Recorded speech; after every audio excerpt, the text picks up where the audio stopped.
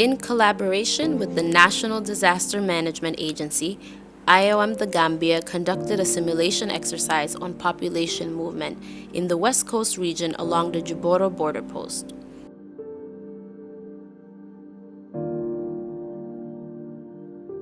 Jiboro is Gambia's busiest border post with Senegal's Casamance region. Prior to the simulation exercise, members of the Regional Disaster Management Committee met to update the contingency plan for the West Coast region.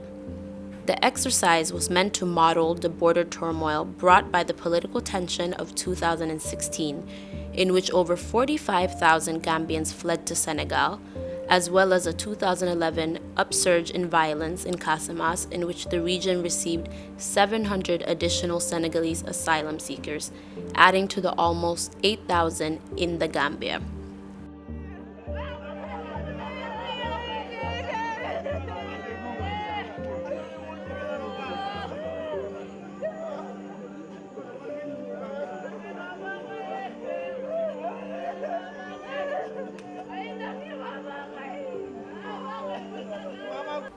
The simulation exercise tested actors' ability to effectively respond in times of crisis, in particular, to provide support to vulnerable migrants.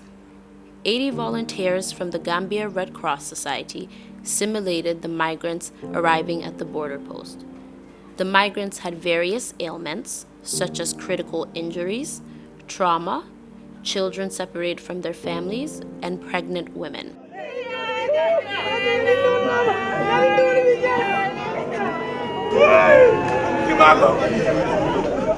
Key to the simulation was the interaction between immigration, security, health and social welfare authorities to register arrivals, provide medical and psychosocial support, and establish evacuation and shelter plans.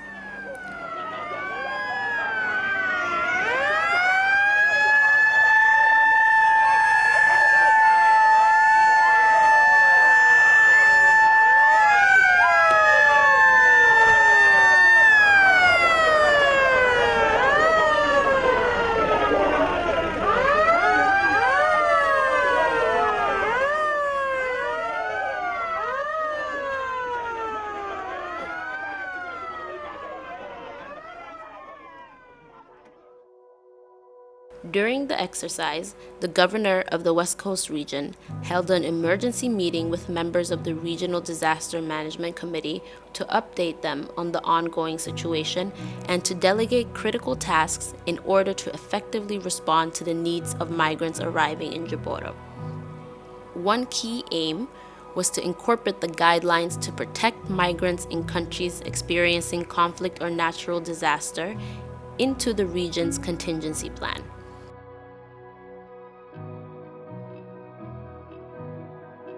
In collaboration with the National Disaster Management Agency, IOM introduced these guidelines in the Gambia in 2018 through a series of trainings.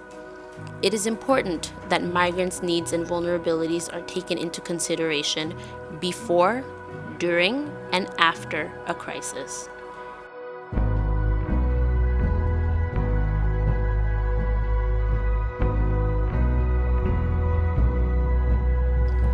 The exercise was also followed by a debriefing with all stakeholders to document lessons learned. As a result, the contingency plan will be updated accordingly to eliminate the gaps that were highlighted through the simulation and also to ensure that the needs of vulnerable migrants are considered.